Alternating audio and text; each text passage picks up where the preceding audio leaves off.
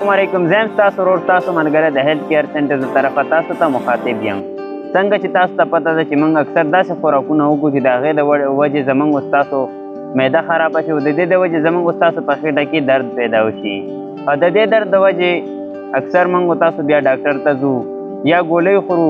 خو زه به نن تاسو ته په دې ویډیو کې دا خبره کوم، داسې شی به زه تاسو ته ښایم چې هغه به تاسو سره په کور کې یعنې په کچن کې به دا شیونه موجود وي او د هغو شیونو په خپله کې میکسینګ چې تاسو وکئ او هغه اوس کوي تقریبا تاسو 15 منټه بعد دا شی تاسو به وایي چې لکه سره د خېټې درد زما وم نه.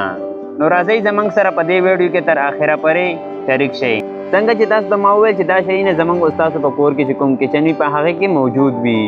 نو راځئ اول به دا شی وکړئ چې نیم ګیلاس اوبه او د دې سره به تاسو ایډ کړئ 1 چمچ چینی او بیا دې سره به تاسو ایډ کړئ نیمه چمچ مالګه او د دې سره به بیا تاسو نور ایډ کړئ بیکینګ سوډا چې کومه زموږ ستاسو په وړو کې اچوو. هغه په معده کې داسې کار کوي چې زموږ ستاسو په معده کې داسې یو نیم شی وي چې هغه معده ازمولی نه شي، نو د دې د وجې به هغه شی نرم شي او زموږ ستاسو معده به هضم کړي.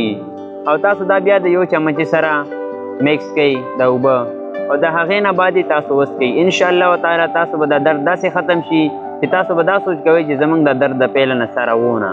او امید کوم چې دا ویډیو به تاسو ته ډېره ښه لګېدلې وي، دا ټریک به تاسو ته ډېر ښه لګېدلی وي. نو دا ویډیو در سره لایک کړئ او د ملګرو سره یې شیر کړئ او زموږ چینل در سره سبسکرایب کړئ. والسلام.